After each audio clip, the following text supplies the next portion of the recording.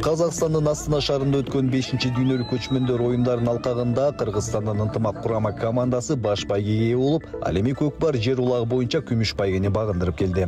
Бул ирет кыргыз жигиттери атаандаштарын артта калтырып, өлкөнүн намысын дагы бир жолу бекем коргоп беришти. Жеңиш менен кайтып келген курама командаларды таластын 1992-жылы туулган эр-азамат жигиттери Манасордок комплексинде тосуп алышты. Салтанаттуу иш-чаранын жүрүшүндө жеке ишкер Экарай компаниясынын негиздөөчүсү Азамат Анварбек уулу Кыргызстандын курама командасын жетектеп барып келген. Ынтымак командасынын жетекчиси Аддет Назаровго жана көкбар жер улагы боюнча жетекчиси Эрлан Абдыкапаровго 2,5 ак мингизип, компаниянын табигый азыктарынан даярдалган белектерин жана сый-урматын тартуулады. Бул иш-чара Талас элинин спортчуларга болгон колдоосу жана сый-урматы катары өтүп, өлкөнүн даңкын чыгарган жигиттерге болгон сый-урматты көрсөттү. Кыргыз спортчуларынын эл аралык аренадагы ийгиликтери мындан